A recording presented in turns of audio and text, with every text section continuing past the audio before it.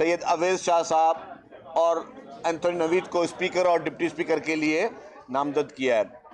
तो दोनों हमारे स्पीकर और डिप्टी स्पीकर के जो उम्मीदवार हैं पार्टी के, उनके नॉमिनेशंस जो हैं वो जमा कर दिए गए हैं। आज शाम को स्क्रूटनी है और इंशाल्लाह ताला जैसे कि वाज़ेह है कि पीपल्स पार्टी को बढ़तरी हासिल है, इंशाल्लाह पीपल्स पार्टी इसको जो है वो कामयाबी से इस मरहले से भी निकलेगी। उसके बाद फिर वज़ीर आला साहब के इलेक्शन में भी इंशाल्लाह ताला चीफ मिनिस्टर के लिए सैयद मुराद अली शाह साहब की इलेक्शन वो अमल में आएगी। इस वक्त असम्बली में जिस तरह सिंध की आवाम ने भरपूर तरीके से पाकिस्तान पीपल्स पार्टी को एक क्लियर मैंडेट दिया है और एक भारी अक्सरियत पीपल्स पार्टी को दी है, तो पीपल्स पार्टी की तरफ से भी हम समझते हैं कि हम उस आवाम के ना सिर्फ के हम शुक्रगुजार हैं, लेकिन आवाम का एक कर्जा है जो कि इन तमाम मेंबरान के कंधों पर है।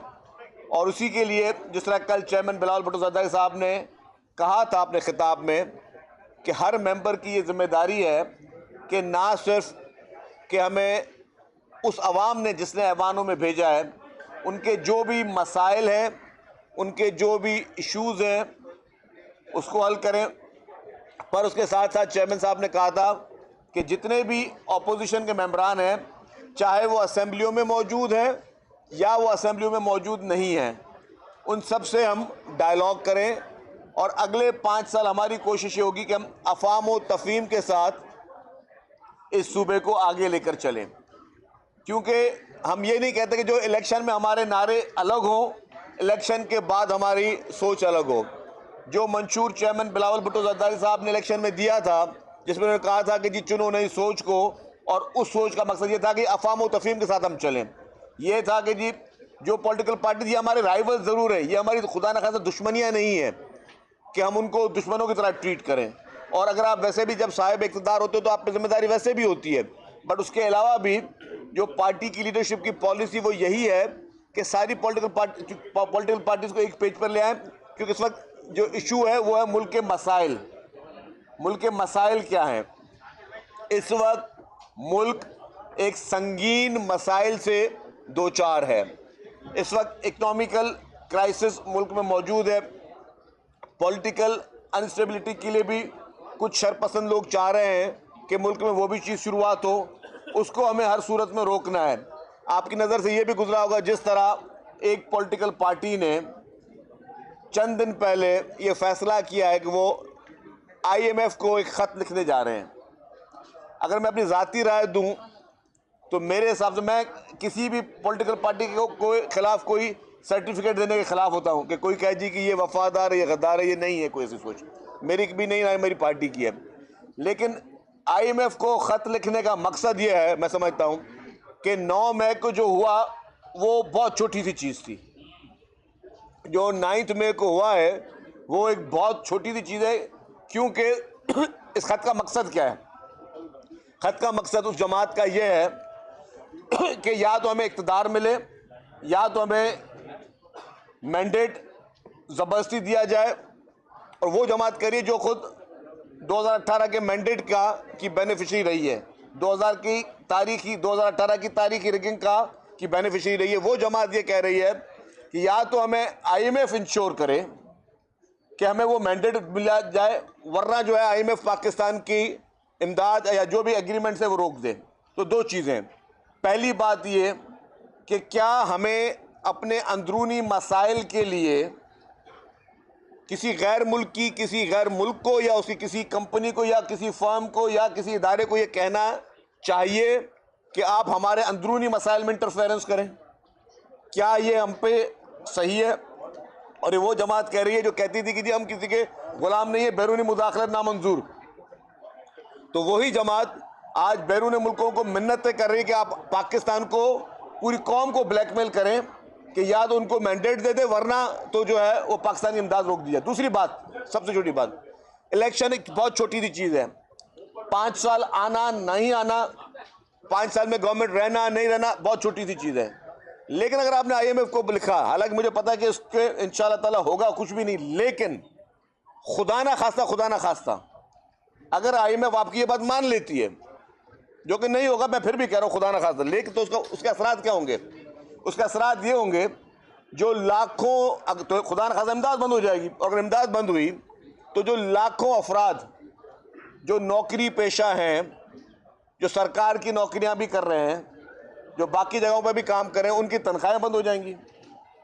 खुदा न खासा वर्स कम बस पे बात की, उनकी तनख्वाहें बंद हो तो फिर वो लाखों के बाद करोड़ों फैमिलीज वो भूख और फाकों पे गुजरेंगी, और उसमें फिर जो उनके अपने वोटर भी कुछ शामिल होंगे वो भी फाकों की जिंदगी गुजारेंगे। तो मेरा ये सवाल है कि क्या कोई पाकिस्तान का लीडर, कोई सन ऑफ द सॉइल, कोई पाकिस्तान का कोई बाशिंदा ये सोच भी रख सकता है कि सिर्फ इक्तदार की हवस के लिए, इक्तदार की कुर्सी के लिए लाखों करोड़ों लोग जो है अफराद वो बेरोजगार हो जाएं, मुल्क खुदा न खासा डिफॉल्ट करे, या मुल्क को खुदा न खासा नाकाबिल तकवीन जो है वो नुकसान पहुंचे?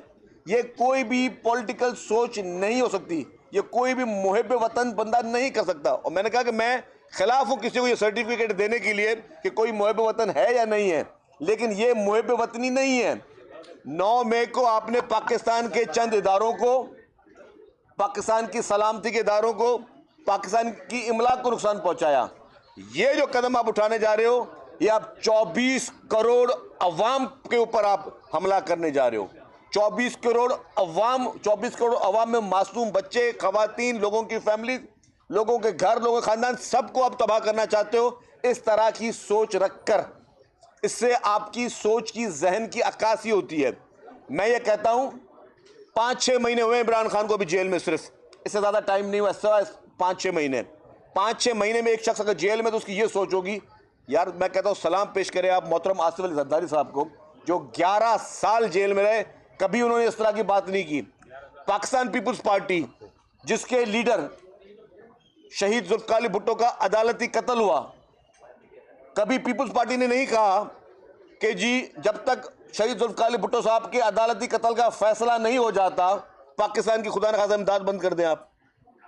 पाकिस्तान पीपुल्स पार्टी ने कभी नहीं कहा कि जब तक हमारी कायद मोहतरमा बेनजीर भुट्टो शहीद के कातिल गिरफ्तार नहीं होते तब तक पाकिस्तान की इमदाद बंद की जाए। कुर्बानियां तो जान के नजराने इन लोगों ने दिए। जिस खानदान ने पाकिस्तान के लिए कुर्बानी दी, अपने जान के नजराने दिए, उसने कभी वर्स कम वर्स केसेस में भी ये नहीं कहा। जब मुल्क में आग लग रही थी 27 दिसंबर के बाद, तब भी नारा लगाया पाकिस्तान खपेगा। तो उस पॉलिटिकल पार्टी की आप सोच देखें कि पाकिस्तान के जो असली सन ऑफ द सॉइल है, जिनका जहन, जिनकी सोच, जिनकी वफादारियां और जिनकी मोहब्बत इस मिट्टी से है, उनकी सोच क्या है। और वो शख्स जो कि इस मुल्क में धांधली की पैदावार, 2018 की इलेक्शन के जो RTS के जो ड्रामे हुए उसकी पैदावार, वो शख्स जिसको आर्टिफिशियल लीडर बनाया गया, उसके धरने स्पॉन्सर किए गए, उसकी पूरी पॉलिटिकल पार्टी को स्पॉन्सर किया गया, एक मसनूई लीडर जो सिर्फ 4-5 महीने नहीं हुए जेल गए हुए, उसकी सोच इस मुल्क के बारे में क्या है कि वो एक खुदकश बमबार बनकर इस मुल्क के 24 करोड़ अवाम के ऊपर हमला करना चाह रहा है। वो शख्स खुदकश बमबार बनकर चाहता है कि इस मुल्क का बच्चा जो है सो भूख के लिए रोए, और वो जो है वो रोटी के लिए रोए, क्योंकि उसको इख्तियार नहीं मिला। तो ये मैं समझता हूं कि जितने भी पैरोकार हैं इस पार्टी के, वो अपनी आंखें खोलें, और वो इस तरह की चीजों का फैसला करें कि इस मुल्क के साथ कौन क्या करने जा रहा है। ये बता दें कि GDA, जमात इस्लामी और आपके और रफीक PTI वगैरह, तो ये आपके मैंडेट को जाली क्यों कह रहे हैं जब आप इतनी बड़ी अक्सरियत से जीते? भाई इलेक्शन सबने देखे हैं मेरे भाई। हमने तो ये कहा कि हमने इनको अपनी सीट भी मैंने सबसे पहले ऑफर की, मैं मेरी सीट है, ये मैं छोड़ रहा हूँ। GDA ने इलेक्शन लड़नी है, जमात इस्लामी ने लड़नी है, JUF ने लड़नी है, कर रहे हैं, एक ही सीट पर कर लेना पहले मुकाबला, पता चल जाएगा कि आप अगर कितने मकबूल हैं, कर लें। इसी तरीके से इशू क्या है, ये जिन जमातों की बात करें पूरे सिंध भर में मिला के उन्होंने 20-25 उम्मीदवार नहीं खड़े किए, और वो मैंडेट की बात करें, तो अब जाहिर है उनको अपनी फेस सेविंग करनी है। फेस सेविंग करने के लिए कुछ ना कुछ तो बहाने करने होंगे। सिंध के लोगों ने, बाशऊर लोग हैं, जिन्होंने देखा कि कौन मुसीबत में खड़ा था, जिन्होंने देखा कि जब कोविड-19 आया तो कौन खड़ा था, जब सैलाब आया तो कौन खड़ा था, कौन सी जमातों के चीफ मिनिस्टर से लेकर मिनिस्टर, एमपीएस, एमएनएस जो है वो पानी के बीच में खड़े होकर लोगों को निकाल रहे थे सैलाब ज़दगान को, और कौन सी जमात के लोग जो है अपनी ओताकों पे बैठे हुए थे और सिर्फ देख रहे थे कि क्या तमाशा हो रहा है मुल्क के साथ। तो ये बहुत बड़ा फर्क है, इसीलिए लोगों ने ऐसी जमातों को धुतकारा, हमारी जमात को, पीपुल्स पार्टी को मैंडेट दिया है। साहब, जिसको आप मसनूई लीडर कह रहे हैं, उसको इलेक्शन कमीशन ने उससे निशान ले लिया था, मुख्तलिफ निशानात में सबसे ज्यादा वोट लिए हैं, और अगर फेयर इलेक्शन होते तो तकरीबन 170 सीटें का दावा कर रहे हैं, वो उसी पे वो एहतजाज कर रहे हैं, तो इतने वोट मिल गए एक मसनूई लीडर को। एक अर्ज कर लो आपका सवाल बहुत अच्छा मेरे भाई। अच्छा, अब यही बात आप ये सवाल को थोड़ा रिफ्रेश कर लें। 2018 से मुझे बताएं, 2018 में आप कराची में ही थे? नहीं भाईजान, मैं आपसे पूछ रहा हूँ मेरे प्यारे साफी भाई, 2018 में आपने देखा 2018 में इसको मैंडेट क्या सही मिला था, नहीं मिला था? आपसे सिर्फ एक सवाल है, मिक्स था। क्या मिक्स था? क्या मिक्स था? तो भाई जो धांधली की पैदावार जो सिलेक्टेड बना 2018 में, यहाँ क्या आप तो इसी शहर के, इस शहर में किस तरह आरटीएस बट्टे, जिन लोगों को पता नहीं था इलेक्शन होती क्या, सुबह को वो आके यहाँ पे हल्फ लेने आ गए थे। तो जो मिक्स है ना, तो वो मिक्स ही रहेगा। ये बताइएगा, एमकेएम से राब्ता हुआ है, एमकेएम से राब्ता हुआ है, तो बात कहाँ तक पहुंची? देखिए जी, हमने कहा कि हमने सबको साथ लेकर चलना है, इसीलिए ही हमारे यहाँ पे असेंबली के कुछ मेंबरान मुझ समेत हम लोग गए एमक्यूएम के पास। हम चल के गए असेंबली के अंदर ही, हमने कहा कि जी हमारा उम्मीदवार खड़ा हुआ है, हमें खुशी होगी कि इस इलेक्शन में आप हमारे उम्मीदवार को वोट दें, जो कि एक सबका एक फर्ज होता है। वो एमक्यूएम ने कहा है कि जी वो सोच के जवाब देंगे, तो जो सोच के जवाब देंगे वो हमें कबूल होगा। ये बताइएगा कि अभी जो है आपने कहा कि वो सिलेक्टेड है, धांधली नहीं हुई, इस बार जो है बिल्कुल फेयर इलेक्शन हुए। कराची में जो इलेक्शन हुई है उसको आप कैसे देखते हैं? कराची में जो एमक्यूएम को सीटें मिली है, तो पीपुल्स पार्टी को सीटें मिली है, आप समझते हैं कराची में बिल्कुल फेयर इलेक्शन हुआ है? मेरी बात सुने, पाकिस्तान में कहीं पे भी किसी को खदशात हो सकते हैं। उस खदशात के लिए अगर मुझे किसी सीट पर एतराज़ है, उसके लिए फोरम्स मौजूद हैं, उसके लिए इलेक्शन ट्रिब्यूनल्स भी मौजूद हैं, अदालतें भी मौजूद हैं। तो जिसको एतराज़ है वो अदालत से रुजू करे, उसके लिए वो अदालत से रुजू करे, IMF से रुजू ना करे।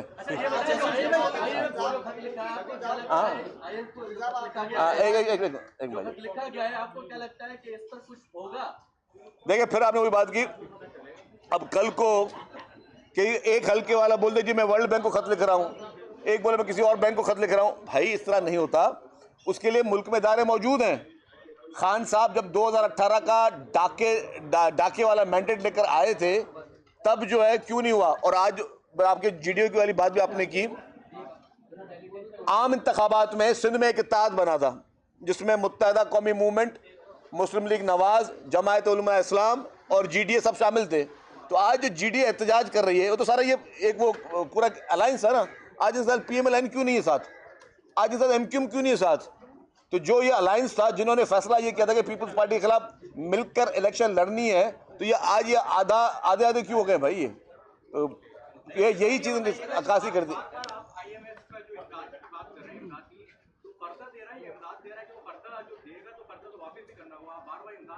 देखिए बात सुनो, बेसिकली लोन भी होता है, IMF से गवर्नमेंट जो है वो लोन लेती है, और फिर लोन जो है गवर्नमेंट उसको वापस करती है, और काफ़ी जगहों पे आपको इमदादें भी मिलती हैं। कहीं ग्रांट होती है, ग्रांट इन एड होती है, कहीं आपको लोन होता है। ज़्यादातर अभी हमारे जो गवर्नमेंट की बातें होती हैं वो होती हैं लोन की। लेकिन अगर वो लोन का अमाउंट बंद कर दिया जाए तो उसका मकसद होगा कि खुदा ना खास्ता पाकिस्तान डिफ़ॉल्ट की तरफ जाए। तो और जब डिफ़ॉल्ट होगा तो उसका क्या होगा? मैं वही बात बोलूँ, खुदा ना खास्ता क्या हमारा मुल्क अफोर्ड कर सकता है कि जी किसी एक शख्स को क्योंकि इक़्तिदार नहीं मिला, और उस शख्स को जिसको इक़्तिदार जब भी मिला है वो धांधली के ज़रिए मिला है, तो उसको नहीं मिला, इसलिए पूरे मुल्क को तमाम लोगों को बेरोज़गार कर दिया जाए, तमाम लोगों के गरीबों के चूल्हे जो हैं वो बुझा दिए जाएं, तमाम लोग जो है बच्चे वो भूख और अफलास ज़िंदगी गुजारे। क्या ये बात कोई मुल्क का लीडर कर सकता है? आज जो है MQM के साथ आप लोगों की बात हुई है, चावला साहब भी थे, आप भी स्पीकर, डिप्टी स्पीकर बामुकाबला आ रहा है, वो बात आप लेट ज्वाइन किया भाई। अच्छा, मैंने ये बात कर चुका हूँ कि हमने असेंबली में उनको अप्रोच किया कि जी आप भी इस इलेक्शन में हमें हमारा साथ दें, क्यों हम चाहते हैं कि जी कि मेजॉरिटी हमारे पास सिंपल मेजॉरिटी है। ये भी पता है कि खुदा न खासा ये नहीं कि पीपल्स पार्टी को वोटों की ज़रूरत है, सिंपल मेजॉरिटी। हमने सिर्फ उनसे ये कहा कि आप भी इस इलेक्शन में ज्वाइन करें, तो हम चाहते हैं हम सबको साथ लेकर चलें। थैंक यू जी। अल्लाह खास साहब। ये सवाल ये जो ये और जो बड़े पीर साहब ने तो कह भी दिया है, जिनकी तरफ इशारा उन्होंने किया है, इनका आसरा था, तो ये एहतजाज उन आसरा देने वाले के खिलाफ क्यों नहीं कर रहा है? इस पर मैं कोई कमेंट नहीं करूंगा। Thank you.